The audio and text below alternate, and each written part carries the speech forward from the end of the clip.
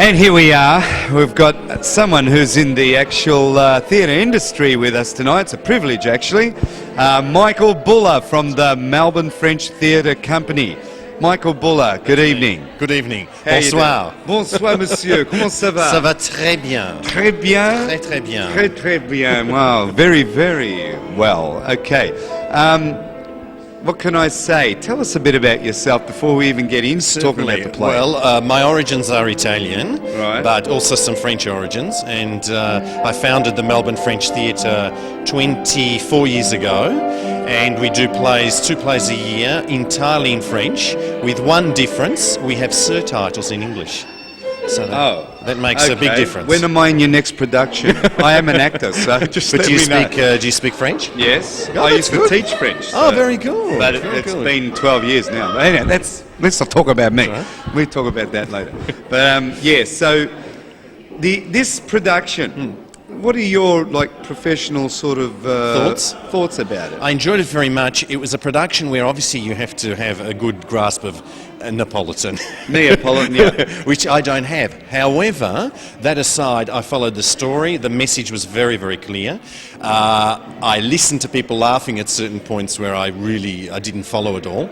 But the message was there. It was because it was well acted and I think very well directed as well. Right, okay. Well, that's good. Anybody now, I've asked this question maybe to somebody else tonight, but I want to repeat it because we're getting it from someone who has a broad knowledge and experience in this sort of industry.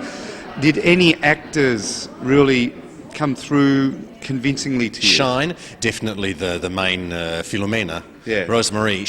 Because she lived and breathed the part, and also because Neapolitan is her, as I understand, her native dialect. So I think she was really the best choice for the part. There's no doubt about it. Mimo Mangione, who has directed our plays, 3 of our Melbourne French Theatre plays.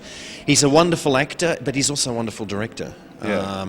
And I think that's what makes him an even better actor, because he sees both sides of the coin, and I think that's very important. Well, I was just reading, amazingly enough, Mimo Mangione's biography is really, he comes from how would you say, an experience so vast. He's even stagecrafted one of Zeffirelli's La Traviata, Franco Zeffirelli's La Traviata. So there you go.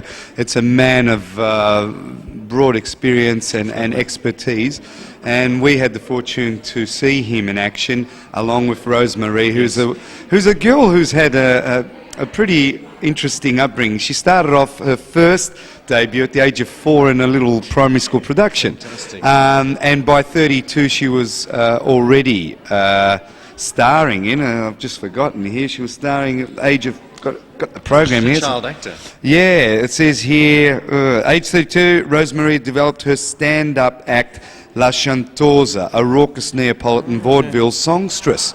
So there's more to her. That's French, because don't forget, the French were in Naples. That's right. And La Chanteuse is, of course, where the La Chantosa comes from. It's a French invention, stolen by the Neapolitans. Of course, Neapolitans are really good at stealing, but we do it with such charm that people forgive us. Yeah, I've lost my wallet already. I also wanted to say another actor, Cynthia Seeker. Excellent. Now, tonight she played 2 roles, which I thought was really something, because for someone to just take on another role because someone is ill or can't make it, I find fantastic. Yes.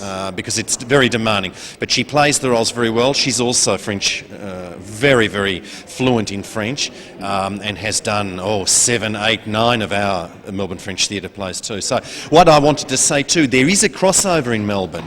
You find that the Latin language, the French and the Italian cultures are cousins. Well, literally, if you're reading French-Italian, now I've studied French, we were saying this off camera, there is English, French, Italian, it's all stemming from Latin text. That's right. And it looks the same. The only thing is the sounds start to differ, but otherwise... Well, as Mimo will say, Molière was very, very much influenced by Commedia dell'arte. So there is this cross-pollination, and what is interesting is here in Melbourne, it's happening again in the 21st century. That's right. And you know what? It's starting to touch the Aussies too, the Anglo world. Yes. And why not? Why not you know, do one of these productions and do it in English. I agree. Some of them can be translated. Some of them are hard because of cross-cultural sort of meanings and perhaps metaphors. translations don't exist as easily as that in terms of accessibility. But do surtitles. Bring in a PowerPoint video projection and put the English up for those who can't follow it. That's right. And that you'll have access. Will definitely build up the audiences that way and bring art to society in the means that will permit society to be able to participate in full acknowledgement of what is being seen and heard. Exactly. Okay. Well, once again, it's been a pleasure. Been a pleasure. And I look forward to, along with the Channel 31 viewers, to catching up with you and maybe with a copy of one of your productions from the French come company. and film one of our productions. Welcome. It's just a matter of lovely. letting us know about it, Okay. and we'll be I'll there. take your card. Good on you. Okay. Once again, thank you. Bye then.